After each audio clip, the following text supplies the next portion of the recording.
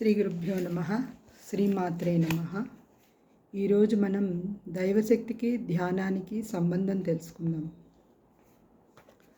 మనం తీర్థయాత్రలకి శక్తివంతమైన స్థలాలకి చూడడానికి వెళ్ళిన రోజువారీ జీవితంలో అయినా దైవానుభూతి పొందాలంటే మనం శరీరం సున్నితంగా మారాలి. అంటే ఆ దైవశక్తిని తెలుసుకోగలగాలి. అది మరి మనకి ఎలా సాధ్యం? మనం ఎప్పుడు బయట శరీర భాగాలైన కళ్ళు, ముక్కు, నోరు, చెవులు, చర్మం ఈ పంచేంద్రియాలతో అన్నిటినీ ఆస్వాదిస్తూ ఉంటాం. ఇలా చేయడంలో మన లోపల ఉన్న మనసుకి, బుద్ధికి కొంత ఆనందం, కొంత బాధ కలుగుతూ ఉంటాయి. ఇలానే మన జీవితం మొత్తం గడిచిపోతూ ఉంటుంది. మరి ఆ దైవశక్తిని ఎలా తెలుసుకోవాలి అంటే, మనం గ్రహించిన విషయాల్లో ఏది మంచిది, ఏది అవసరం లేనిది అని తెలుసుకోవడానికి మన మనస్సుని ఖాళీ చేయాలి.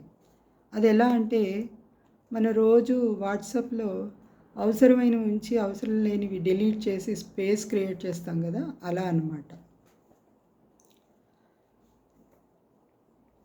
అలా మనకి స్పేస్ క్రియేట్ అవ్వాలంటే రోజు ధ్యానం చేయాలి.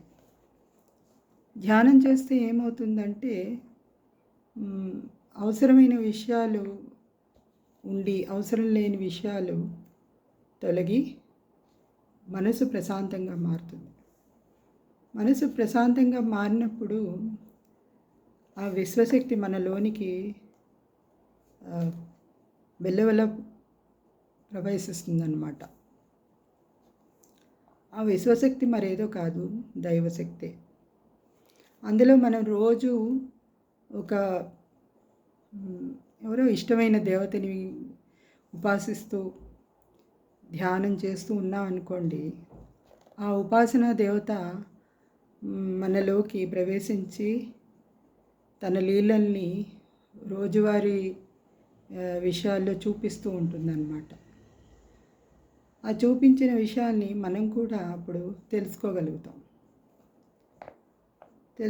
ఎక్కడికి వెళ్ళినా కూడా, అంటే తీర్థయాత్రలు, ఏదైనా గొప్ప గుడికి వెళ్ళినప్పుడు అక్కడ ఉన్న శక్తి మనకి తెలుస్తూ ఉంటుందన్నమాట. అలా మనం దైవానికి దగ్గర అవుతూ ఉంటాం.